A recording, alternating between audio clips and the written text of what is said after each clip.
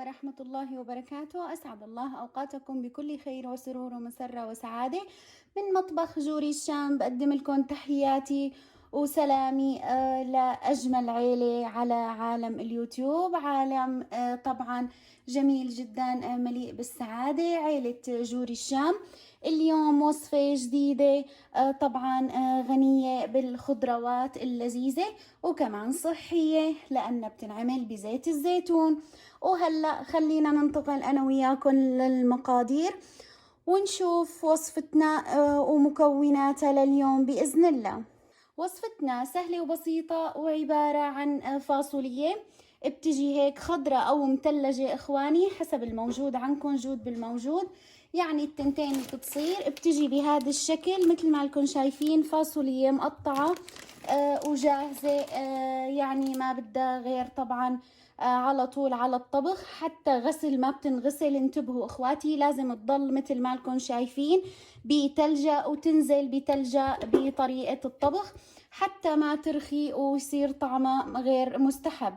طبعا هون انا عندي كيسين من الفاصولية بحجم تقريبا 400 جرام، يعني بيطلعوا تقريبا اخواتي بحدود الواحد كيلو الا شوي. عندي طبعا بصلتين مقطعتهم مكعبات صغيرة، وعندي كمان صلصة طماطم طبعا بقدار 3 معالق، وعندي توم مدقوق خشن مو ناعم اخواتي بهذا الشكل مقدار راسين، وعندي ملح وفلفل اسود ومعلقتين من الكزبرة، طبعا معلقتين مقاس وسط، واكيد عندي بندورة هون انا مقطعتها وكمان مقشرتها اخواني. اذا ملاحظين انا شايلة القشرة عنها منشان بالطبخ ما تعلك بالتم وتطلع منظرها ما حلو لحنا وعم نطبخها، لانه البندورة بتفوش على الوش وبيصير منظرها مو طيب ابدا ولا شكلها. طبعا مكوننا الاساسي اليوم وطبخنا كله بالزيت الزيتون الصحي، وجبتنا صحية وكمان باردة ومن الأكلات المستحبة خلال فترة الصيف. إن شاء الله يا ربي تنال إعجابكم وصفتي لليوم. لا تنسوا الاشتراك بقناتي واللايك والشير وتفعلوا زر الجرس حتى يوصلكم كل جديد من مطبخ جوري الشام، وانتظروا المزيد من المفاجآت إن شاء الله بهالقناة الرائعة البسيطة، وجود بالموجود من ما هو موجود عنا بالبيت. وكمان تعتبر أكلة الفاصولية بالزيت إخواتي من الأكلات الباردة على المعدة، ومثل ما خبرتكم تتاكل خلال فترة الصيف مع طبعا صحن فتوش، مع صحن خضرة فليفلة بصل جزر، يعني تشكيلة من الخضرة على الصفرة مع طبعا خبز عربي، وبتكون أجمل وأطيب وجبة.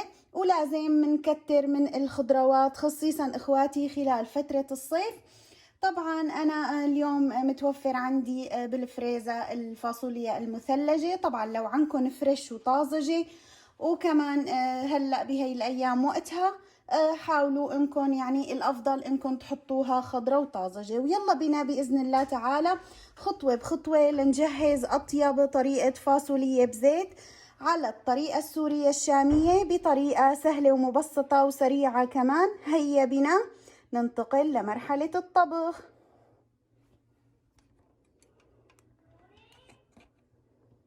وهلا اخواتي مثل ما لكم شايفين انا اول شي طبعا هحط هلا الطنجرة على النار بهذا الشكل خطوة بخطوة معاكم. رح نضيف زيت الزيتون، بسم الله الرحمن الرحيم، مقدار تقريبا كاسة بس مالها كبيرة مثل ما لكم شايفين. هلا هون انا رح استنى، طبعا اغراضي هون بهذا الشكل كلها جاهزة جنبي، لازم تكون قريبة جنبي انا وعم بطبخ، يعني من شان ما انه اتغلب وضل رايحة جاي. طبعا هلا اول خطوة رح اقلي فيها البصلة بهذا الشكل، بسم الله. من الأكلات الخفيفة الفاصولية بزيت، وكمان سهلة وسريعة يعني للعزابية وبسيطة مثل ما انتم شايفين بهذا الشكل. هلا رح احرك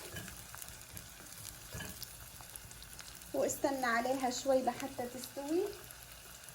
مثل ما خبرتكم ما بيصير ابدا الشيء اللي مفرز انه نغسله بالمي او نتركه حتى يدوب، لانه هيك بيخرب اخواتي وبيصير ابدا ماله كويس. يعني اي شيء بتفرزوه على طول نزلوه مثل ما هو مفرز بهذا الشكل. ابدا ابدا ما بيأثر، بس هيك بتحافظوا على قيمته الغذائية. يعني مثلا بازاليا، فول، فاصولية، ملوخية اخواتي لا تنزلوها وتتركوها لحتى تدوب وبعدين تطبخوها، هذا اكبر خطأ. على طول استخدموها بعد ما تطلعوها من الفريزر. هلا بهذا الشكل حانزل بالفاصوليا، بسم الله، حتى تتقلى بزيت الزيتون والبصلة. بسم الله، مثل ما انكم شايفين خطوة بخطوة. أكلات ظريفة وسريعة وكمان يعني باردة على القلب وعلى المعدة كمان اخواتي. هلا أنا رح أتركها وبلش اخذ منها وقلبها شوي شوي. اعطيها تقليبتين ثلاثة حتى تتشبع من زيت الزيتون، وبعدين بنزل بالبندورة والبهارات اللي موجودة معي، وكمان هي من الأكلات السريعة. وكمان اخواتي لما تنزلوها وهي مثلجة بهذا الشكل مثل ما انكم شايفين بهذا الشكل بتضل محافظة على لونها الأخضر. شايفين معي لونها الأخضر ما شاء الله تبارك الرحمن، ما فقدت أبدا من خواصها الغذائية. من الفريزر على طول بهيك بتضل عندي الفاصوليا ظريفة تبارك الله. هلا حاستنى عليها تتقلى شوي وبعدها بنزل بباقي المكونات. هلا بهذا الشكل مثل ما انكم شايفين طبعا اتقلت الفاصوليا. هلا حضيف عليها مقدار الملح عندي، حضيف الفلفل الأسود بهذا الشكل تقريبا مقدار معلقة. هي الأكلة بيلبق لها الفلفل الأسود. وكمان رح أضيف الكزبرة اليابسة بهذا الشكل تعطيها طعم كتير طيب، وقلبون.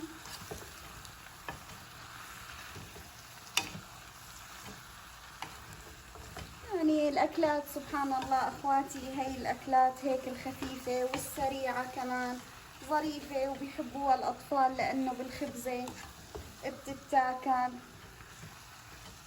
ويعني أكلات الزيت على طول متميزة إنها مثل ما خبرتكم الزيت الزيتون مفيد وصحي طبعا للجسم وللمفاصل ولكل شيء. يعني الزيت الزيتون بضل من الأنواع الممتازة ويفضل استخدامه أكثر من الدهون الزيت والسمنة.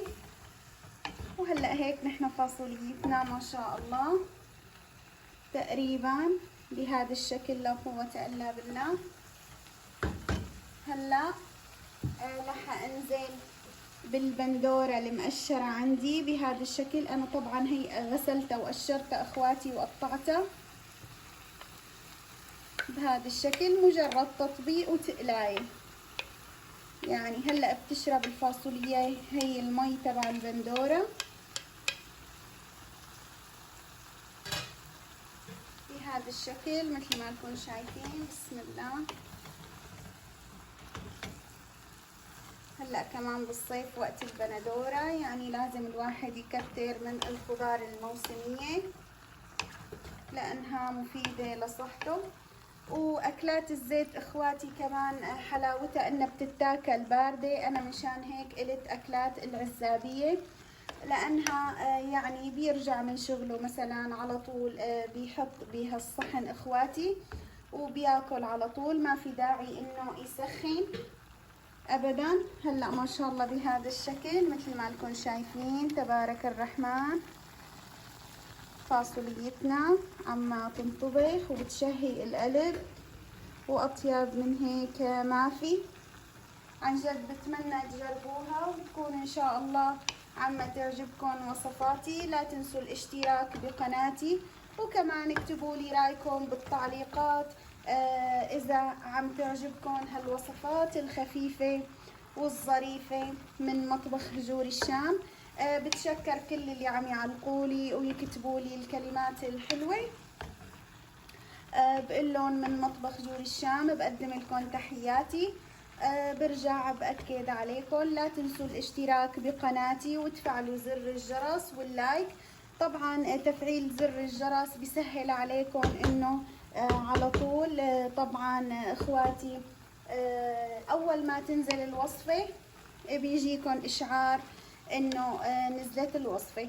واذا حبيتوا وصفاتي واكلاتي من مطبخ جوري الشام بتمنى تعملوا مشاركة طبعا عبر نسخ الرابط او مثلا مشاركة على طول لاصدقائكم حتى يشوفوا هالوصفات الجميلة الخفيفة الظريفة ان شاء الله. هلا حانزل اخواتي بجزء من الثوم بهذا الشكل. حخلي جزء تاني اخر شي بس عشان يبلش يعطي نكهة للفاصولية وتاخد كلها من روح بعض وخواص بعض.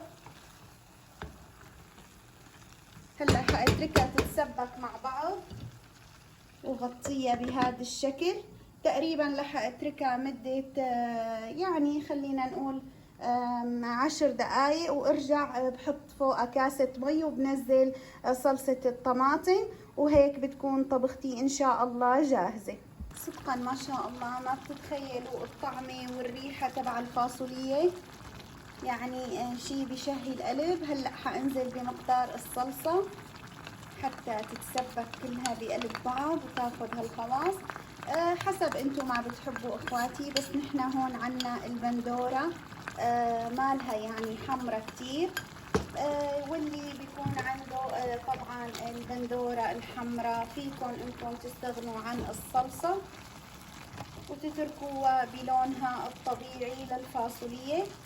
بس انا مثل ما خبرتكم هون نحنا البندورة يعني بتجينا مالها حمرة كتير، بنجيبها شوي مايلة لحمار وبعدين بنستنى عليها حتى تستوي بهذا الشكل. شايفين ما شاء الله تبارك الرحمن هالتسبيكة.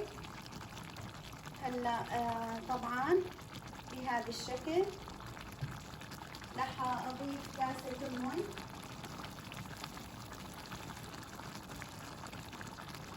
مثل ما انتم شايفين هلا حضيف عليها كاسة مي واتركها بقى تستوي على مهلة.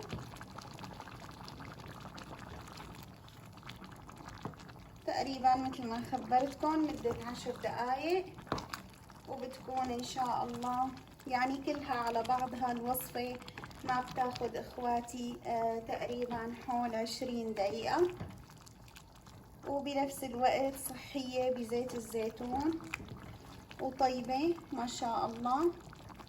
هلأ بتركها تتسبك. حارجع انزل بباقي الثوم عندي، وكمان لا تنسوا انه الثوم ما شاء الله مضاد حيوي صحي. حاولوا اخواتي انكم طبعا اللي ما بيعاني من الضغط يكتر من اكل الثوم لانه مفيد طبعا كتير. وهلا هيك وصفتي صارت جاهزة، وان شاء الله بلاقيكم بمرحلة التزيين والسكب. رح اتركها مثل ما خبرتكم 10 دقايق وبتكون جاهزة بإذن الله. لهون ما شاء الله تبارك الرحمن بهذا الشكل تسبكت عندي الفاصولية. مثل ما لكم شايفين بهذا الشكل. هلا تبارك الله. طبعا سر وصفتي لليوم هو اخواتي الكزبرة الخضراء. رح اضيف عليها بسم الله بهذا الشكل. طبعا هلا ضفت عليها الكزبرة الخضراء. رح طبعا اول ما اني ضفت عليها الكزبرة رح على طول طفي تحتها وقلبها طبعا تقليبتين بهذا الشكل. وهيك بتكون عندي الفاصولية بزيت جاهزة. طبعا انتوا حتسألوني ليش على طول طفيتي بعد ما حطيتي الكزبرة، علشان تضل الكزبرة بقلبها لونها خضرة وما تسود وتضل اخواتي بهذا المنظر. ان شاء الله يا ربي تكون نالت اعجابكم وصفتي لليوم من وصفة الفاصولية بزيت بطريقة مطبخ جوري الشام لفن الطبخ الشامي. وهلا بترككم بمرحلة التزيين ان شاء الله مع هالأكلة المتسبكة اللذيذة كتير. ان شاء الله تنال اعجابكم. لا تنسوا الاشتراك بقناتي وتفعلوا زر الجرس واللايك والشير حتى ان شاء الله توصل قناة جوري الشام لأكبر عيلة ان شاء الله، وتكون من ان شاء الله القنوات المفيدة المنفعة بإذن الله تعالى. لهون خلصت وصفتنا وبقلكن هلأ ان شاء الله متابعة شيقة وكمان أكلة ظريفة من مطبخ جوري الشام لفن الطبخ الشامي. وهلا لهون هيك ما شاء الله تبارك الرحمن خلصت حكاية جوري الشام بأكلة الفاصولية بزيت مثل ما لكم شايفين بهذا الشكل. قدمتها مع الخبز العربي ومخللاتنا اللي عملتهم أنا وياكم، وأكيد صحن الخضرة اللي بيفتح النفس. وطبعا قدمتها مع كاسة عصير من التفاح. هيك بتكون حكاية من حكايات جوري الشام لأكلة الفاصولية بزيت اللي بتشهي القلب مثل ما لكم شايفين تبارك الرحمن. إذا عجبتكم وصفتي لليوم لا تنسوا الاشتراك بقناتي واللايك والشير وتفعلوا زر الجرس حتى يوصلكم كل جديد من مطبخ جوري الشام. بتمنى تنال اعجابكم هالوصفات وتجربوها كلها لانه ما شاء الله تبارك الرحمن يعني وصفات شهية ومفيدة وصحية وكمان بسيطة ومن البيت كل شي متوفر عنا وجود بالموجود بأكلاتنا هالبسيطة الطيبة.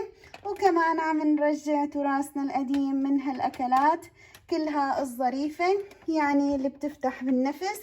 طبعا قدمتها وحطيتها بفخارة مثل ما قلت لكم انه طبعا هي اكلات الزيت اخواتي بتتقدم باردة، يعني حتى لو طلعتوها من الثلاجة واكلتوها تاني يوم طبعا عادي، يعني مو لازم تسخنوها.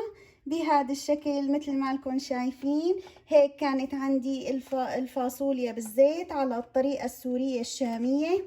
أكلة هنية 100%. طبعا من جوري الشام بقلكن على طول فعلوا زر الجرس ولا تنسوا الاشتراك بقناة جوري الشام حتى تاكلوا من هالأكلات. بعتذر عن قساوة طبعا المشهد لأنه عن جد ما بتتخيلوا ما شاء الله الريحة والشكل لا قوة إلا بالله. يعني من الآخير شي ناهي وشي ملوكي وفاخر من الآخر.